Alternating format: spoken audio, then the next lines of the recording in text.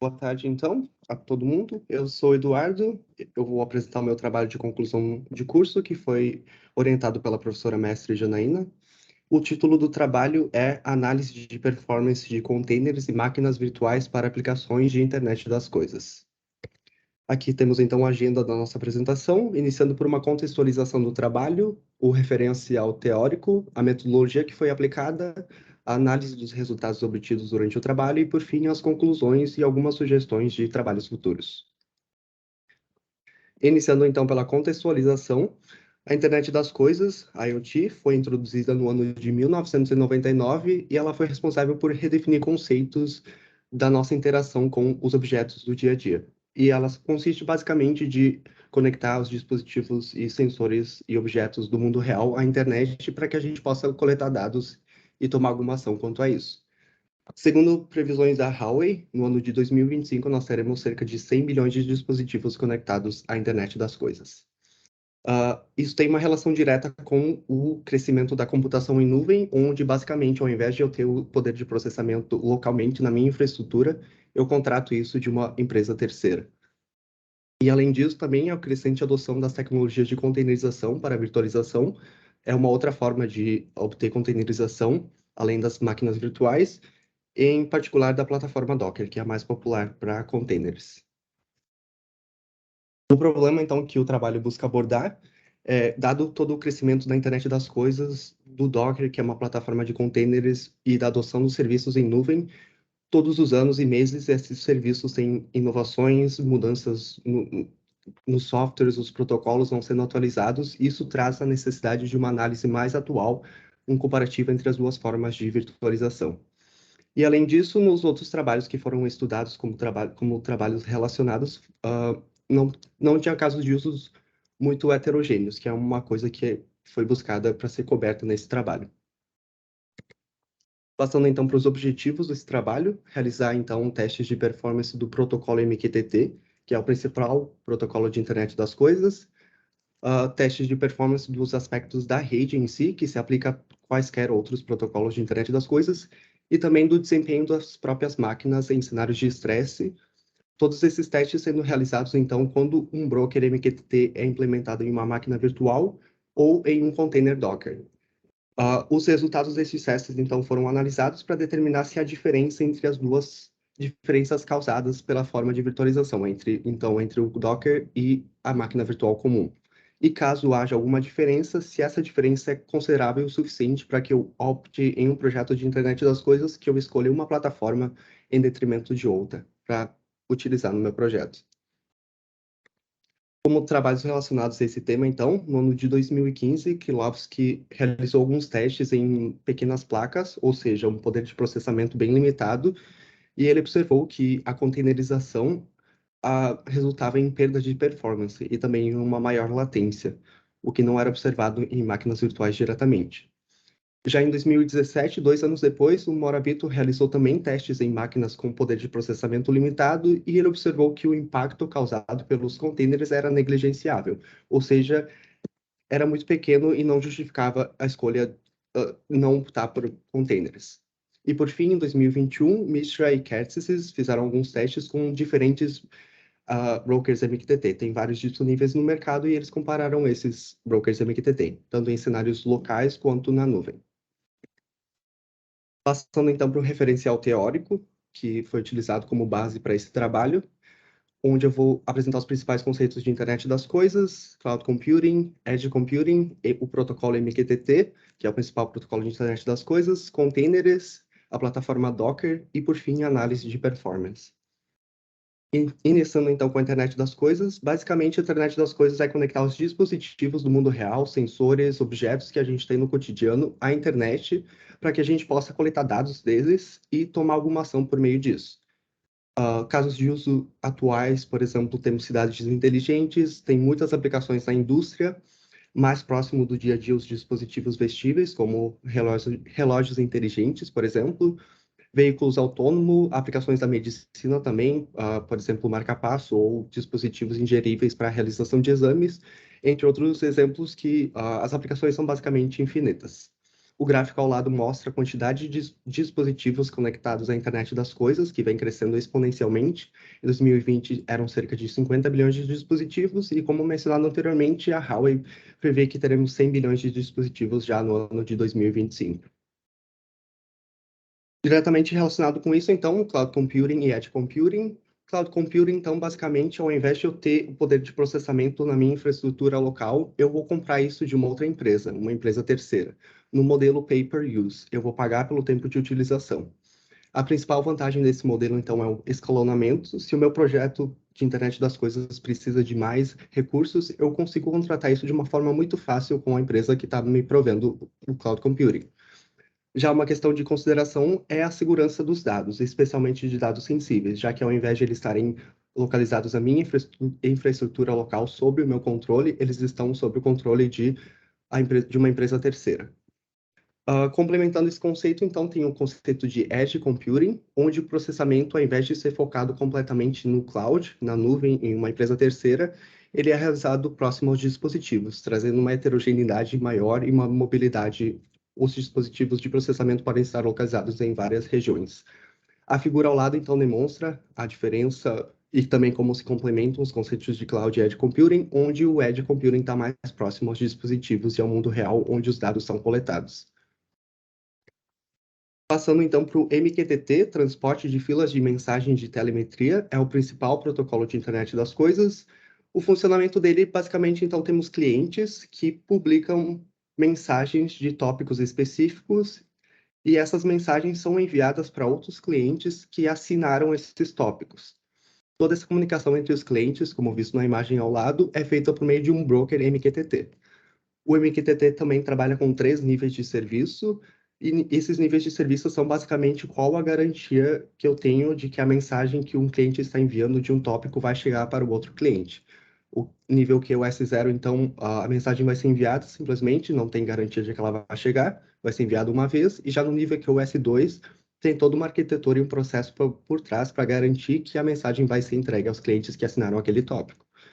Os brokers MQTT, então, que são responsáveis pela comunicação entre os clientes, os principais do mercado são o Mosquito, RSMB, e HiveMQ e VernMQ. Nesse trabalho foi utilizado o Mosquito.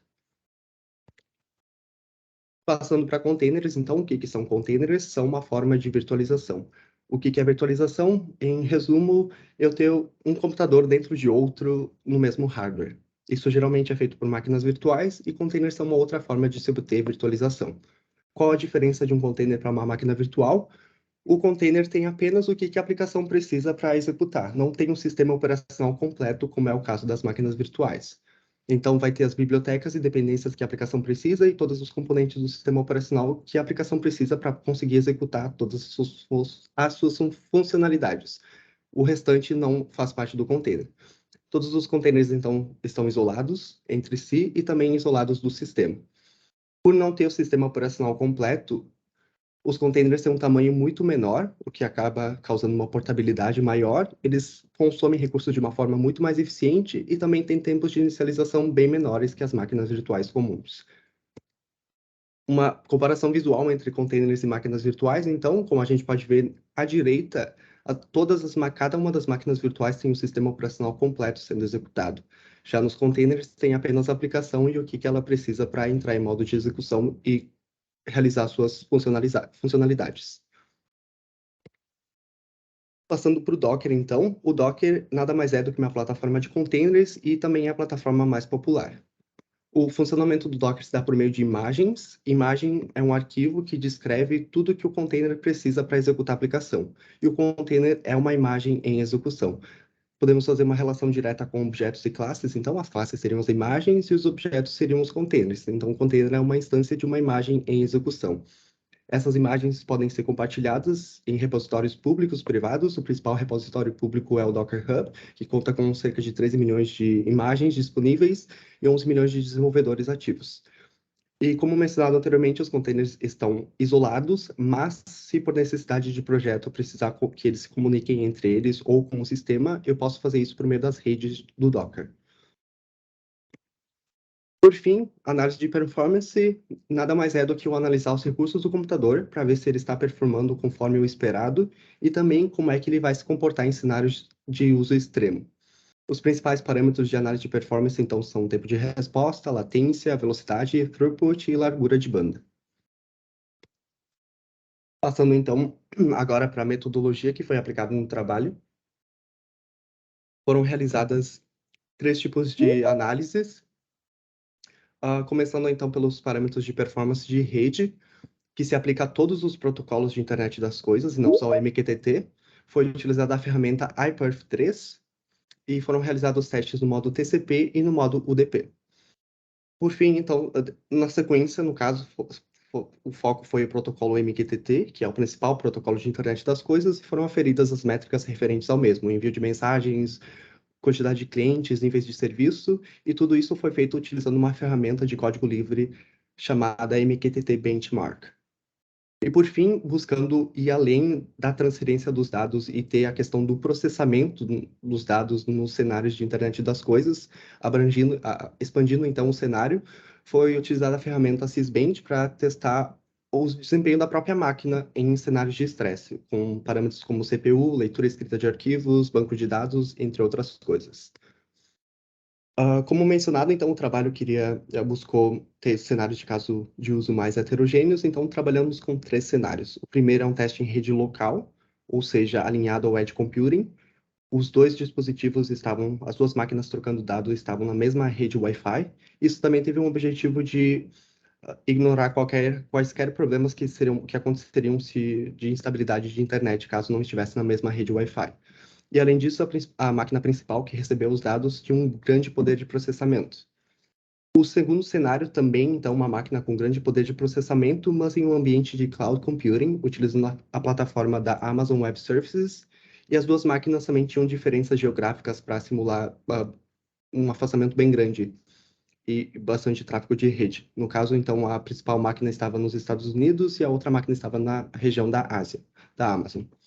E, por fim, o último cenário, então, um poder de processamento ordinário, mas alinhado com as opções gratuitas que são oferecidas pela Amazon, pela Microsoft e pelo Google, e também em cenário de cloud computing, então recursos limitados para processamento.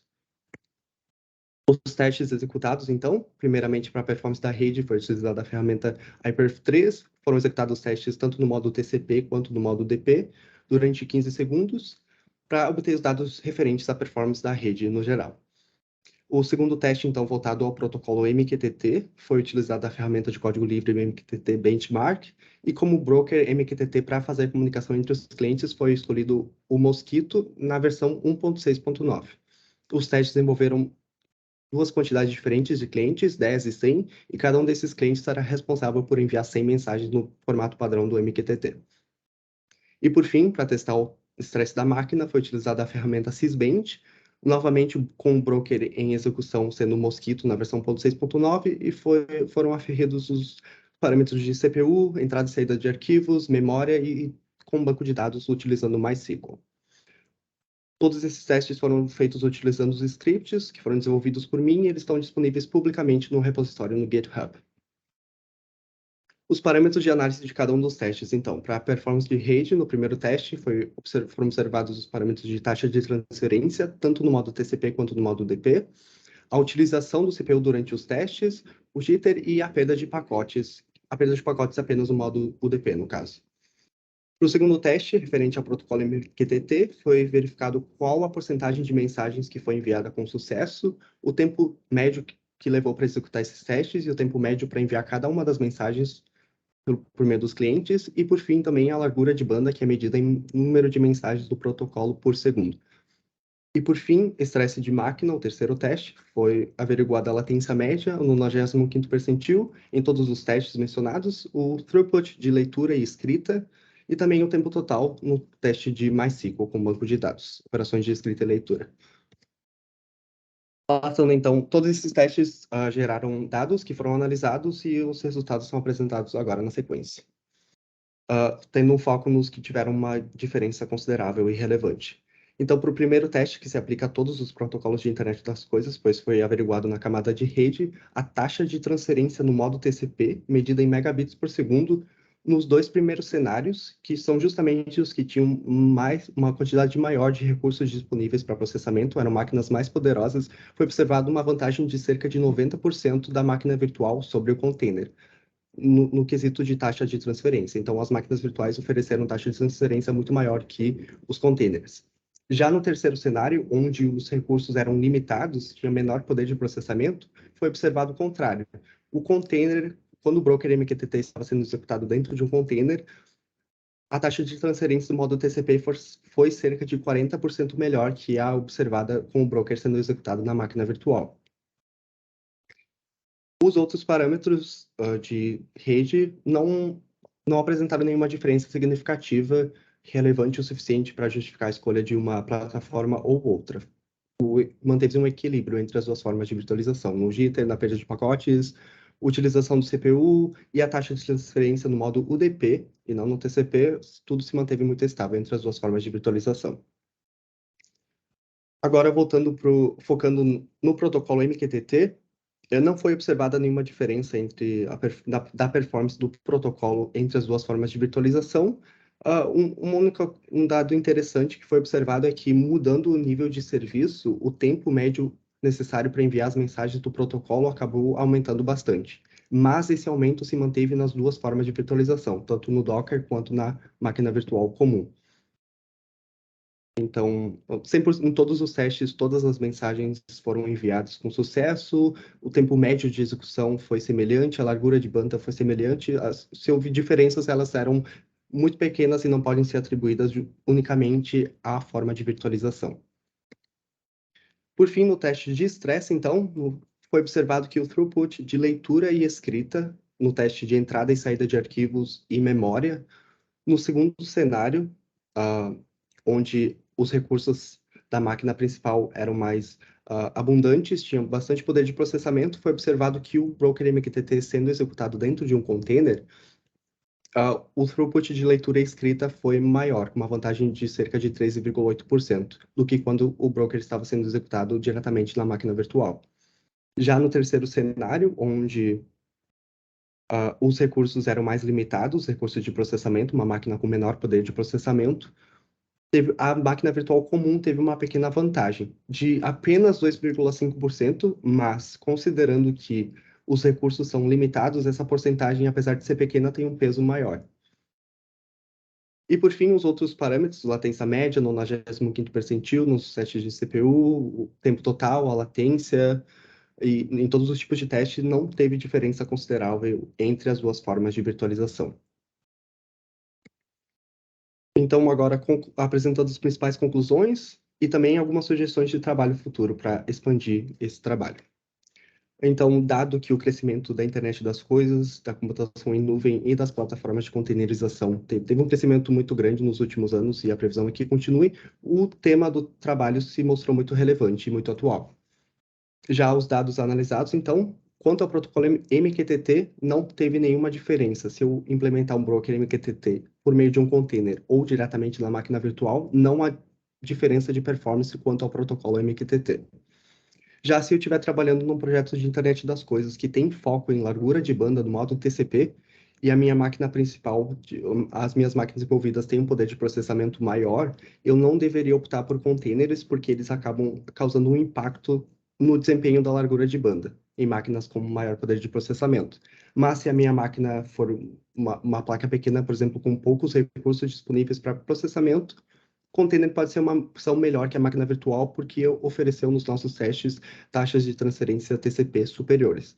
Novamente, isso é só para o modo TCP e não para o modo UDP. No modo UDP não foram observadas diferenças. E se para o meu projeto de internet das coisas a taxa de transferência TCP não é um fator relevante, os outros parâmetros não tiveram diferença, então a escolha, eu posso basicamente utilizar qualquer uma das duas formas de virtualização. A decisão entre elas pode ser baseada em outras características, como, por exemplo, o Docker é muito mais fácil de configurar e muito mais fácil de escalonar do que uma máquina virtual. Sugestões de trabalhos futuros, então, repetir esses testes com mais containers sendo executados. No trabalho, apenas o container com o broker estava em execução. Poderiam ser incluídos, por exemplo, um container com banco de dados ou com uma aplicação web para expandir mais o cenário de internet das coisas. Repetir esses testes com configurações diferentes do Docker. No trabalho, apenas as configurações padrão foram utilizadas. Utilizar outros brokers, como, por exemplo, o HiveMQ ou FernMQ. Nesse trabalho, apenas o Mosquito foi utilizado durante os testes. E, por fim, talvez testar com outros protocolos de internet das coisas, além do MQTT. E é isso. Obrigado.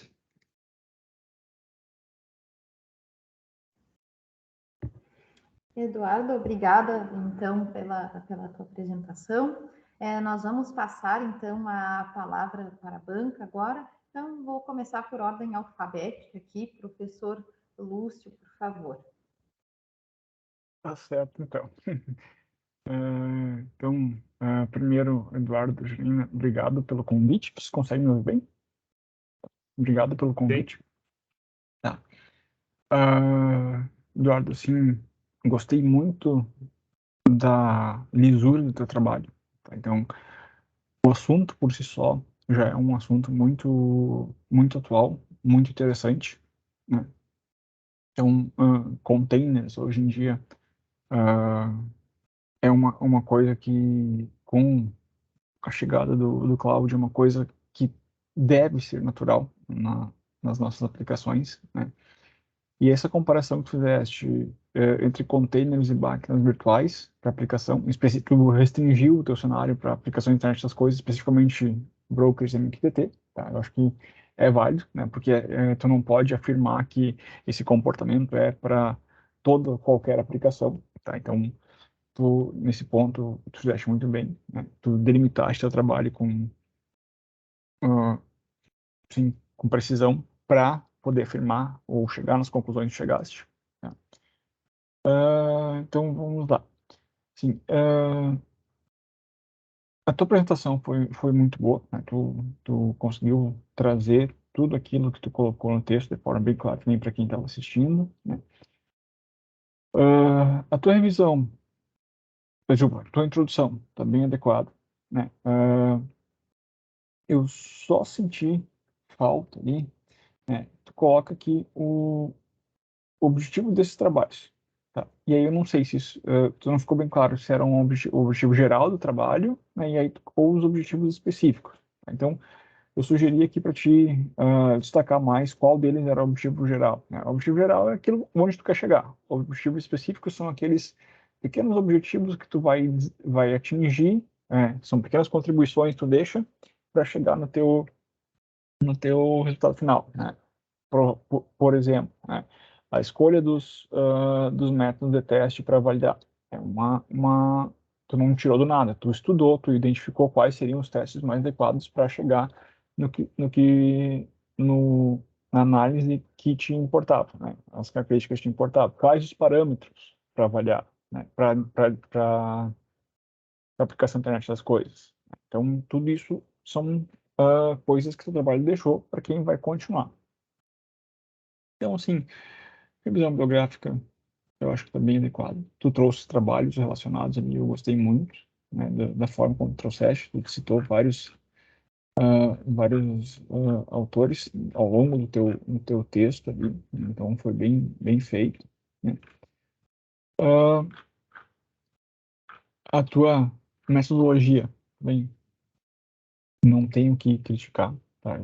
Tu colocaste ali, como foi o cenário, descreveu muito bem os testes. Então, todos os parâmetros que eu precisava entender para ver o que tu queria comparar estão ali na tua metodologia, né? Tem alguns probleminhas de texto, tá? Não, nada técnico, então acho que tá ok, né? E não, os resultados, tu mostrou, realmente, tu conseguiu comprovar que aqueles testes que tu elencou, eles conseguiam mensurar o comportamento de um e de outro, né? Achei bem válido tuas colocações ali das diferenças. Tu classificou, ou digamos assim, direcionou, para esse tipo de aplicação usa container, para esse tipo de aplicação usa máquina virtual. Eu acho que isso foi bem interessante, né? Baseado na experiência que teve ao longo do trabalho. Aí, uma dúvida que eu fiquei aqui que foi uma coisa que talvez seria interessante tu citar, pode ser que tu citaste, eu não me perdi, né? Quando tu estava, o container não sabe, ele está rodando aquilo e é somente isso, né? Então, no cenário que tu desejaste, esse container não está sendo influenciado por nada externo, tá? É aquele recurso computacional que tu alocou para ele, né? Já na tua máquina virtual, quando tu instala o teu broker lá, é, ela tem um sistema operacional completo, tem outros processos concorrentes, né? Então seria importante nessa tua comparação dizer o que mais estava rodando nessa máquina virtual. São recursos compartilhados, né? Então, acho que esse seria o ponto que eu sugeri aqui no texto, tu deixar um pouquinho mais claro o que tinha na máquina virtual. Tá? Não era só o broker, né? Eu tinha todos os demais processos nativos do Unix da vida, né? Poderia ser que eu tinha alguma outra coisa, estava com um navegador, estava com sei lá o quê. Tá? Então, isso a gente tem que deixar bem claro porque isso pode influenciar no nosso teste.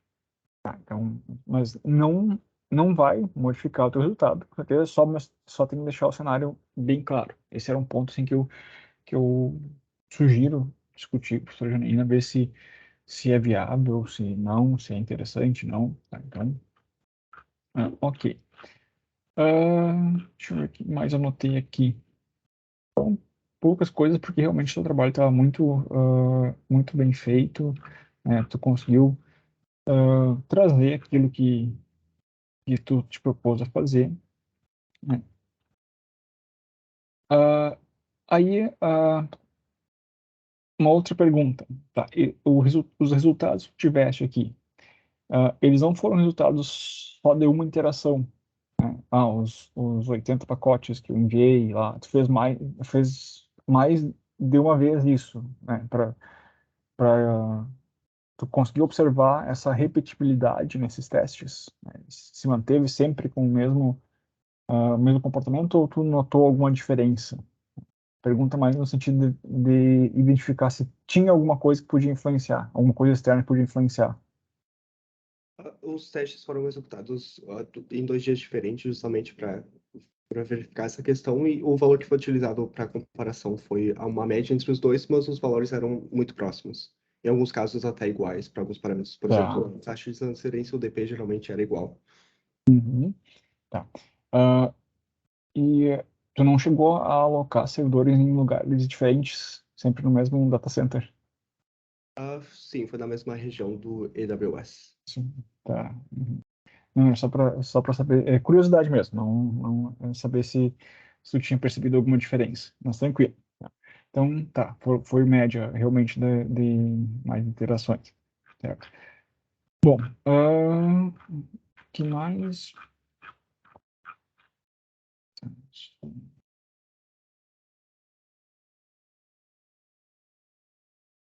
Uhum. Tá. Então, e só para fechar aqui, Eduardo, bem tranquilo mesmo, né? As suas conclusões eu achei interessantes, né? Ah, a forma como tu avaliou, citou, e depois sugeriu os trabalhos futuros, né?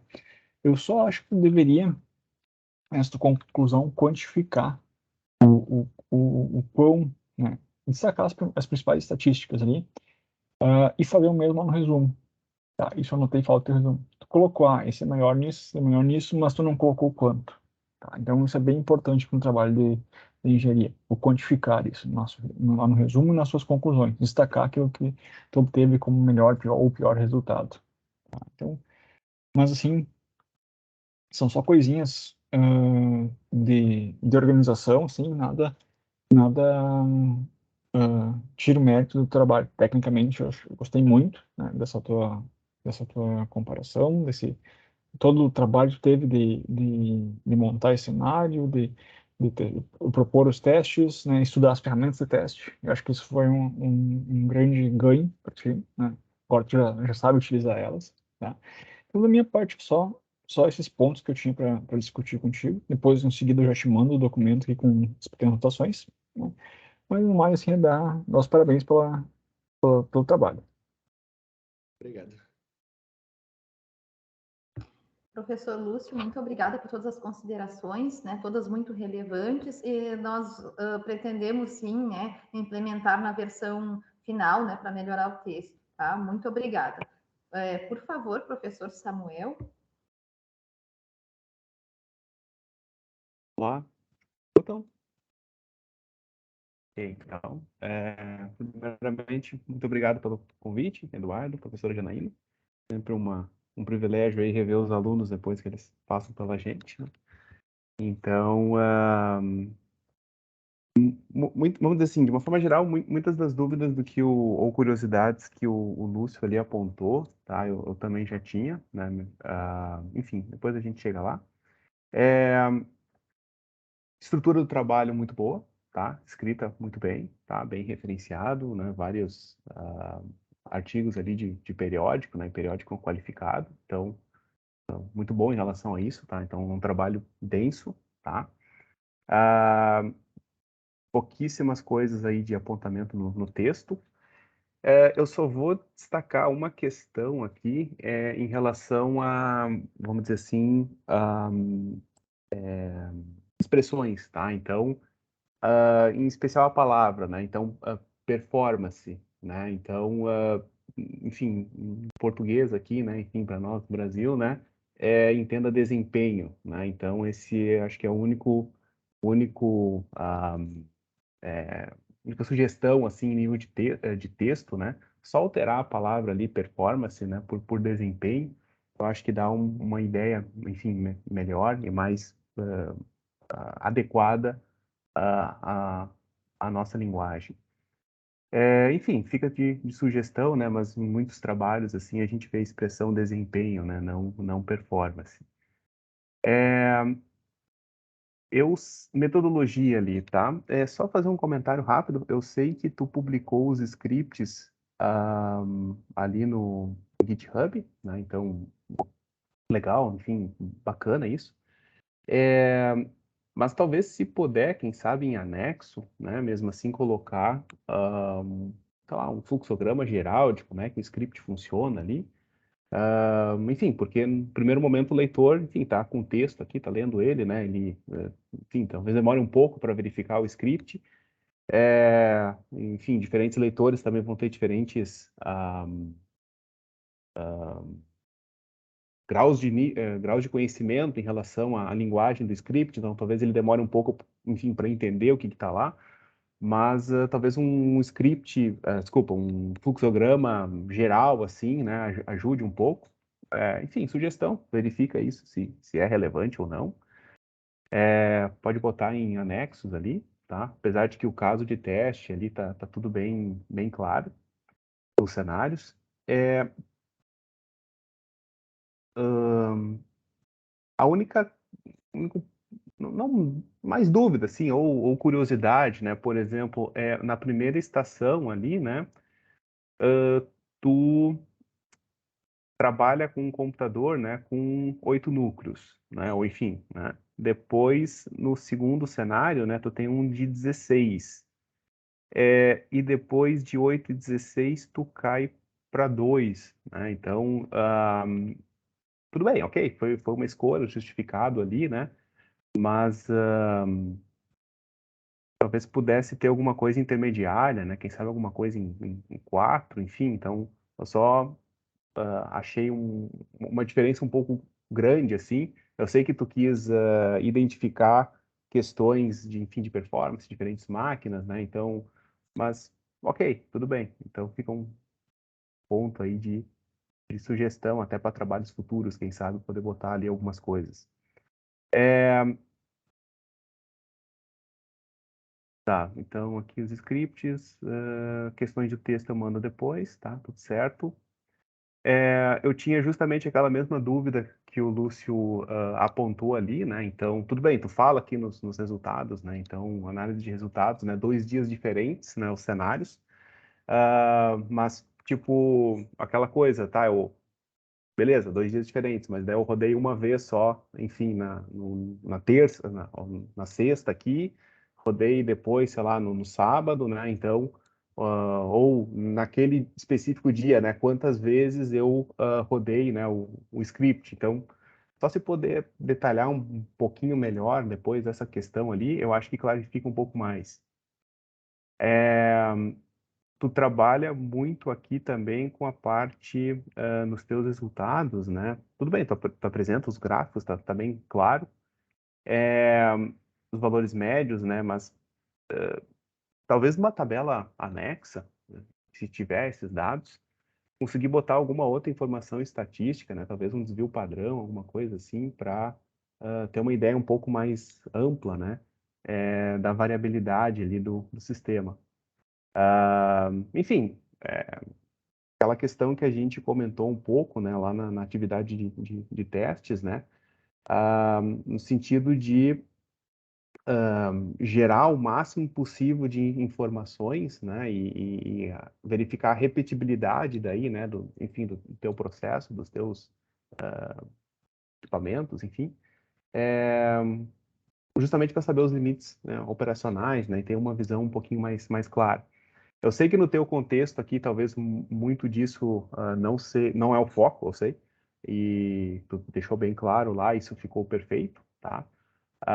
Mas, enfim, como o professor Lúcio também comentou, né? Então, assim, alguns detalhes ali, às vezes, da rede, muito possivelmente tu fez isso em casa, né? Mas se tivesse feito, talvez, num outro lugar, na internet do cara ali, é diferente, né? O quanto isso, né, enfim, poderia ter contribuído. Tá? Sei que não era teu foco, tá? Mas, né, enfim, vai te formar, né? Vai trabalhar possivelmente com desenvolvimento de diferentes tipos de sistema, né? E daí os nossos, enfim, dica para a vida, né? Então, os nossos cenários de teste, validação, né? Eles precisam contemplar um pouco mais, assim, um pouco mais de variáveis, né? Não dá para completar tudo, né? Mas pelo menos conseguir gerar resultados, né? Um pouco mais robustos pela grande quantidade de testes, né? Que foram realizados. Mas, enfim, né? Sugestões, apontamentos, tá? Então, um texto muito bom, tá? Bem organizado, né? Início, meio e fim, então tá perfeito, né? Muito bom aí. Então, parabéns novamente, eu, Eduardo. Parabéns, Janaína, aí pela orientação. E finalizo aqui. Obrigado. Muito obrigada pelas considerações, né, professor Samuel.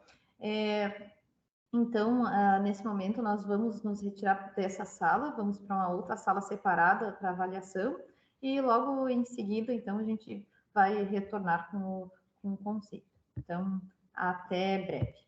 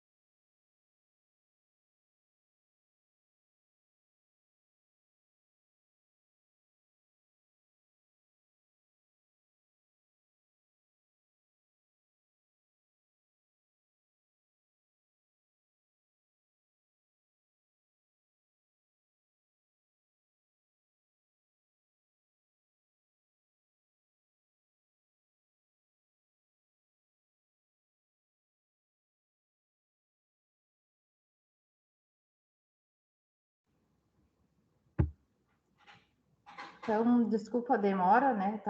Custou um pouquinho aqui conseguir conectar. Me ouve?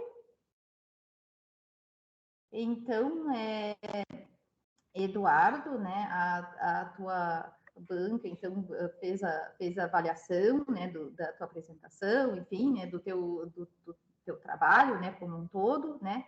E então, né? A banca definiu, né? Que tu foste aprovado, né?